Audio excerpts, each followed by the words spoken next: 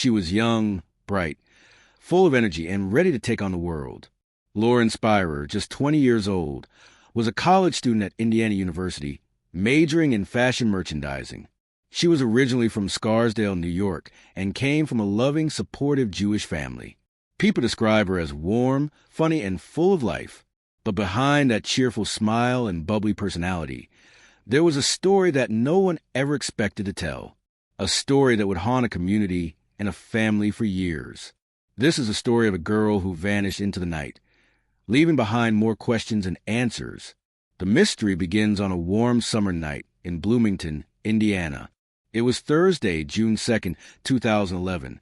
Classes were over for semester, and the college town was buzzing with activity. Students were enjoying their break, hanging out, going to parties, living their youth. Lauren, despite having a small heart condition and being petite in size, just around 4 feet 11 inches, and weighing 90 pounds, was no different. That evening, she was with friends, doing what many college students do during their free time. Lauren had spent most of her day texting friends and planning to go out. Her boyfriend, Jesse Wolf, wasn't with her that night, but he would later play a major role in the search for her. At around 12:30 a.m., Lauren and her friend David Rohn went to Kilroy's Sports Bar, a popular hangout spot for students. She was wearing black leggings, a white tank top, and no shoes when she entered the bar. Kilroy's had a sand-covered patio area, where students often left their shoes off. That detail would later become important. Security cameras at the bar captured Lauren and David entering. By then, she had already been drinking and was believed to have taken some form of drug, possibly a small amount of cocaine or a pill. Whether that was true or not, no one could say for sure, but it's something investigators would later look into. Sometime around 2:30 a.m., Lauren left the bar with Corey Rossman, a friend. For some unknown reason, Lauren left without her shoes, phone, or purse. She left barefoot. It was strange, but not completely unusual for a college party night. Surveillance footage showed her and Corey walking away from Kilroy's, heading toward her apartment at Smallwood Plaza. As they walked, they stopped by another friend's apartment. A man named Zach Oakes recalled seeing Lauren very drunk, unable to walk straight. She was stumbling and leaning on Corey for support. As they entered the Smallwood apartment complex, more CCTV footage captured Lauren and Corey arriving at around 2:48 a.m. inside the apartment building. There was an incident. Someone punched Corey in the face, apparently after he made some disrespectful comment. It's unclear exactly what he said, but it led to a short confrontation.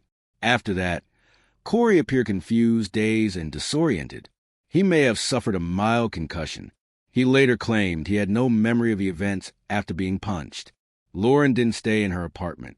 Instead, she left with Corey and headed toward his place, which was just a few minutes away. They were seen on camera leaving Smallwood Plaza at 2:51 a.m. Lauren was still barefoot, still without her phone or purse, and visibly intoxicated. By 3:05 a.m., they arrived at Corey's apartment building, located on 11th Street. There, Corey's roommate, Mike Beth, saw the two and claimed Lauren was so drunk that she couldn't even stand. Mike said he tried to convince Corey to go to bed and let Lauren go home, but instead, Lauren wanted to keep the night going. Mike helped get Corey into bed. At that point, Lauren supposedly wanted to go back to her place, but instead, she left again, this time heading to another friend's apartment. This was now around 4 a.m. She walked to the apartment of Jay Rosenbaum, a friend who lived just 2 blocks away. Jay let her in, and they talked for a bit. According to Jay, Lauren had a black eye, possibly from falling earlier that night. He claimed she had tried to call someone for a ride, but no one answered. She didn't want to go to sleep there and insisted on going home.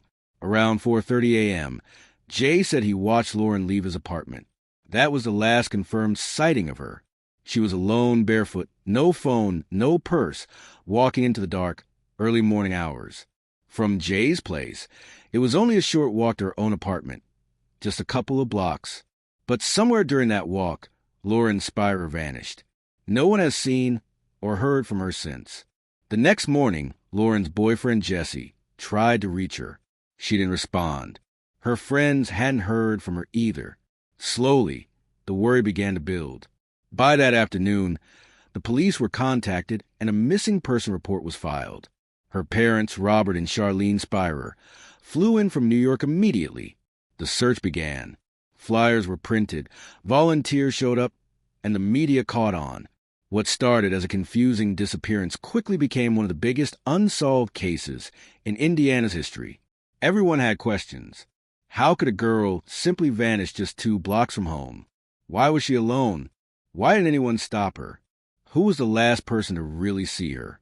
What about the friends she had been with? Did they know something more than they were saying?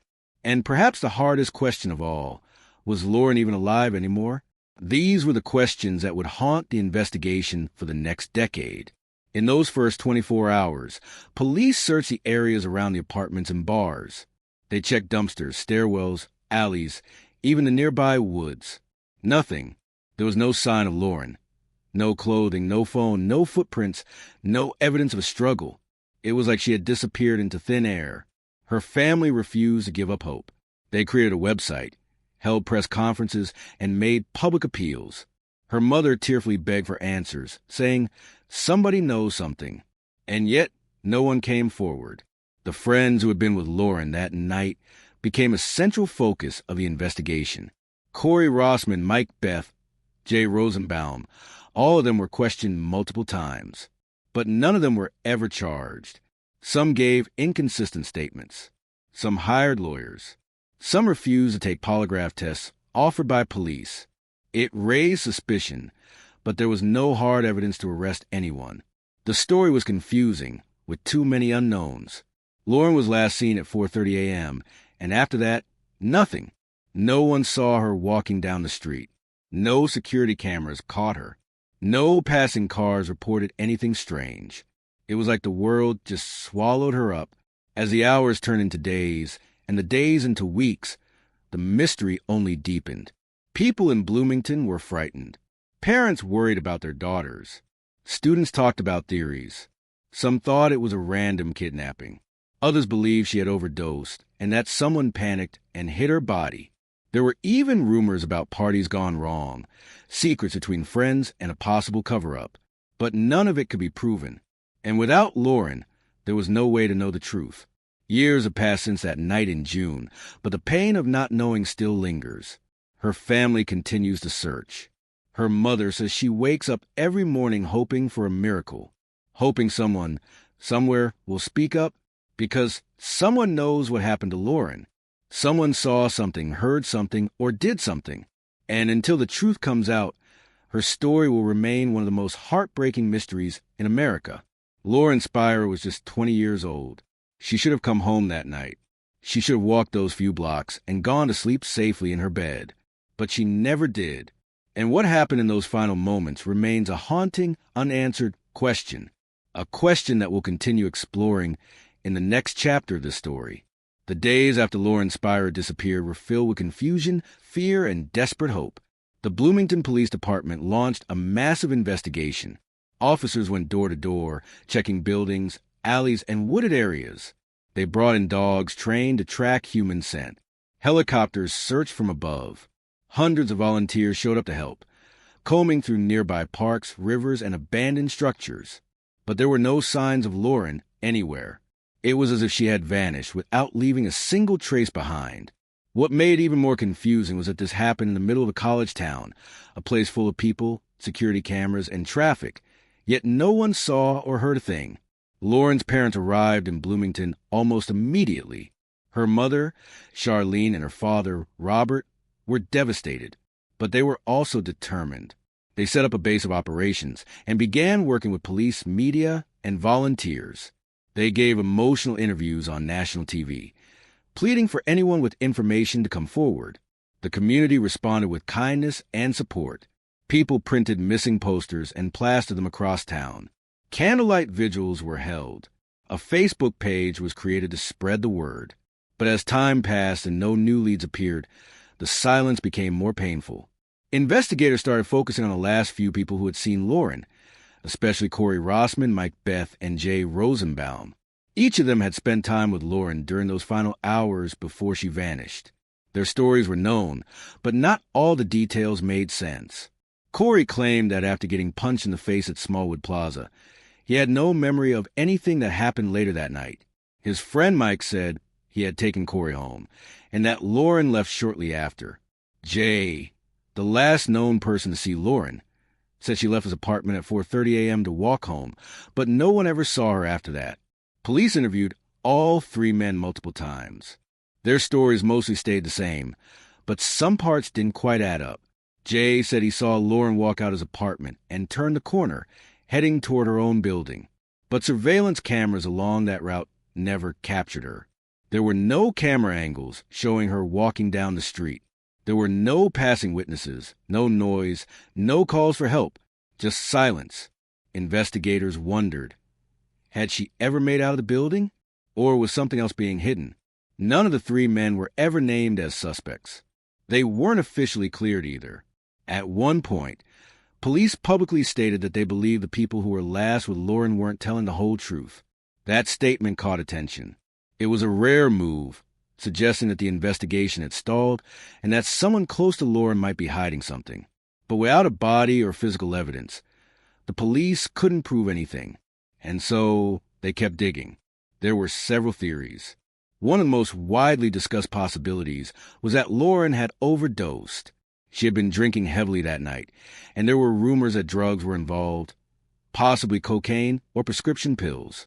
Some believed that after leaving Jay's apartment, she may have passed out or collapsed and died. But if that had happened, why wasn't her body found? And if someone had been with her when she died, would they have tried to hide it?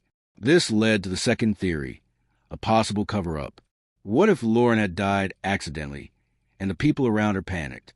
What if someone didn't want to be blamed and decided to dispose of her body? That idea haunted everyone. The thought that her death may not have been intentional, but someone had still made the choice to erase her, to dump her somewhere, to bury her secrets forever. It was terrifying. And yet, the more people learned about that night, the more that theory began to make sense. Police looked into every tip they received. They searched landfills, drained ponds, and followed leads across state lines. At one point, there was a report of a suspicious man seen dragging something near a creek. Another time, a group of volunteers found a bag of bones in the woods, but they turned out to be animal remains.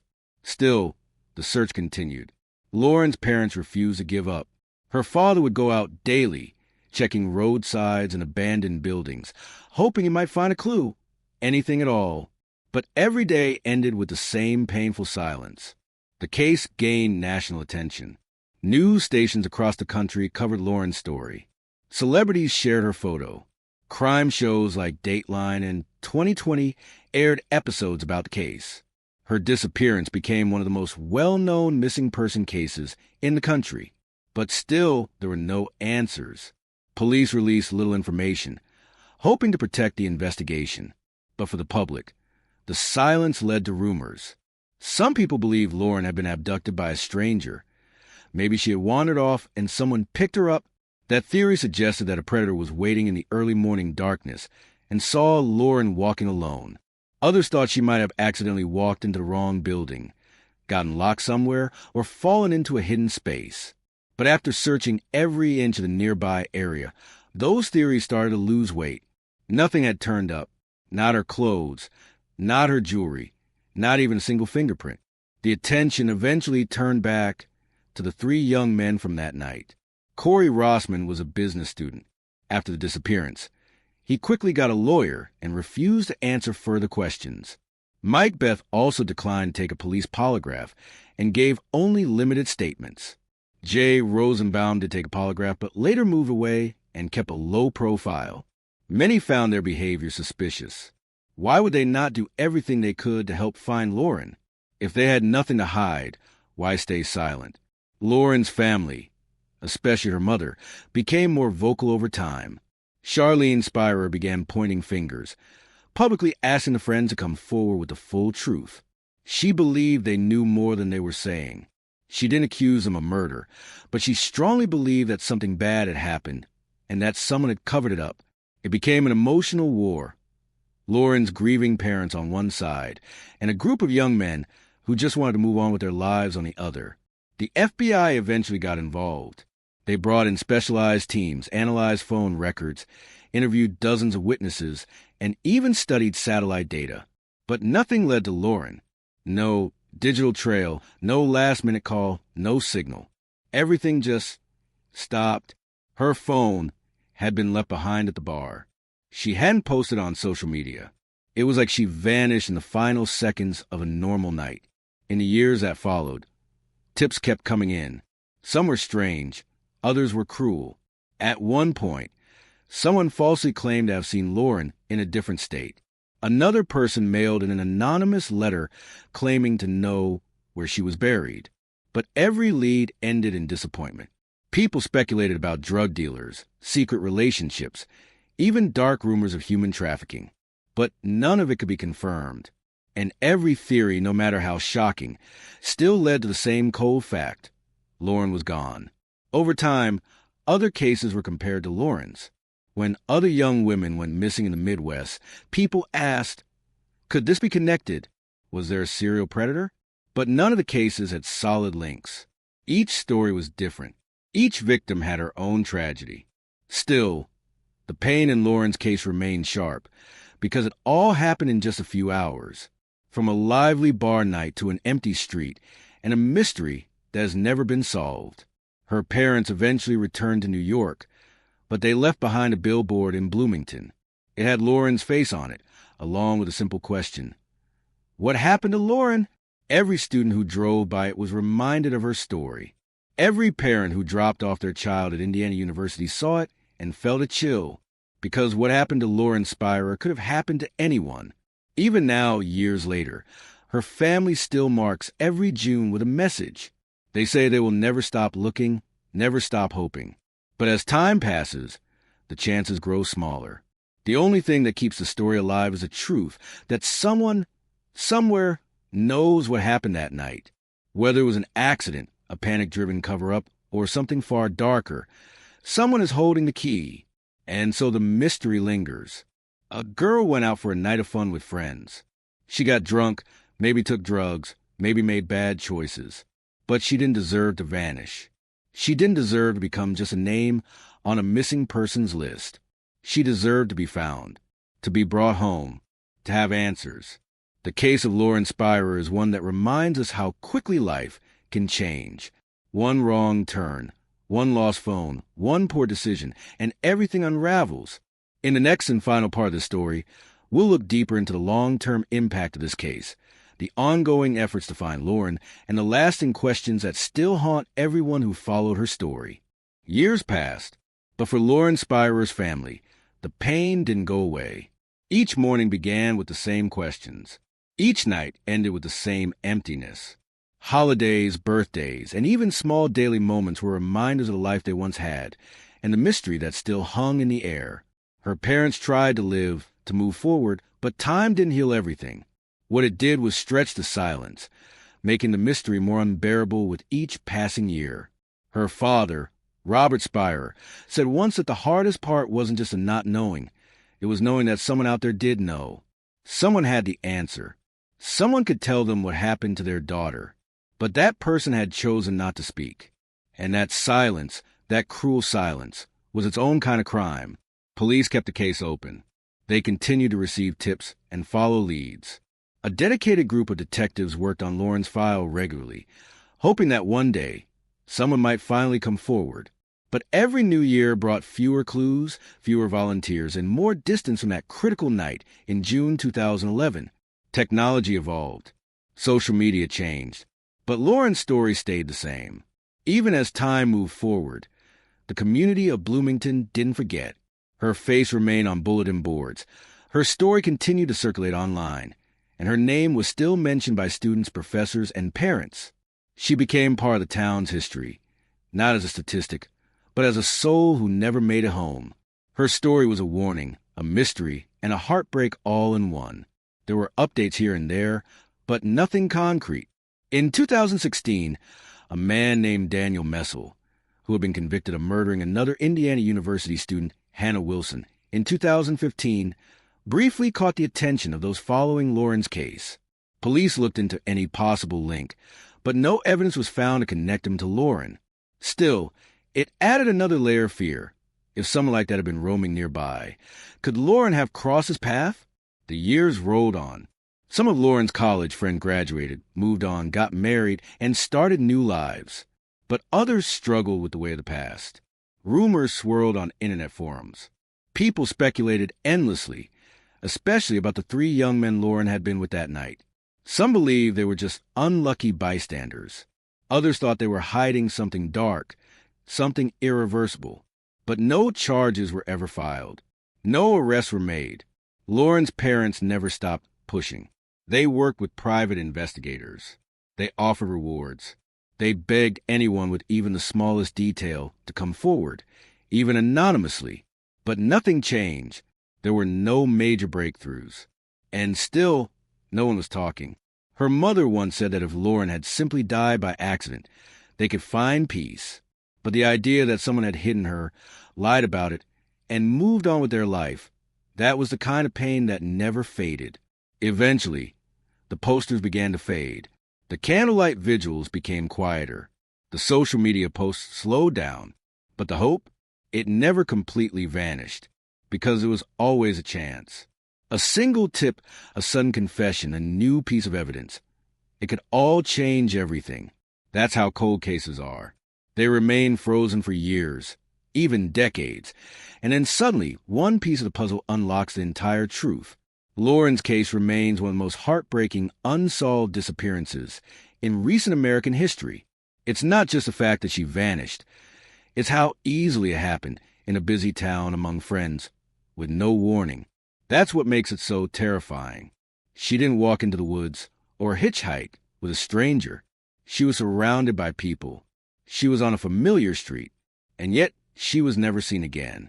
To this day, we still don't know what happened between 4:30 a.m. and sunrise on that June morning. Did she collapse from alcohol and drugs and was hidden in a panic? Did someone she trusted betray her? Did a stranger seize a terrible opportunity in the early morning hours? The truth could be any of those, or something else entirely.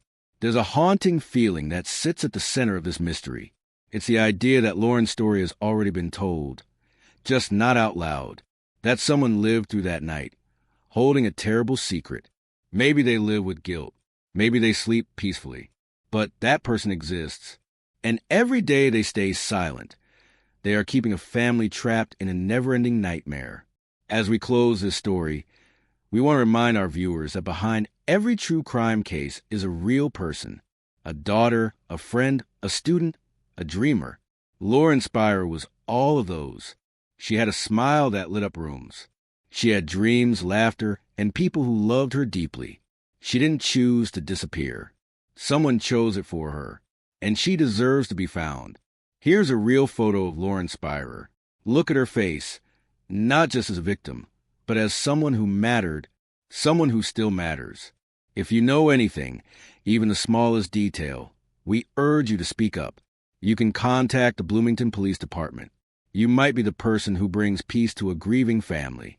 You might be the reason Lauren's story finally has an ending. And to all of you watching this, if Lauren's story moved you, please don't forget to like this video, subscribe to our channel, Alvantis, and click the bell icon so you never miss another story. We bring you real unsolved mysteries, stories that deserve to be told, and voices that must not be forgotten. By supporting our channel, you're helping keep these stories alive, and maybe, just maybe, helping uncover the truth. Until next time, take care of yourselves, take care of others, and never stop asking questions. Because every mystery has an answer. Someone just has to find it.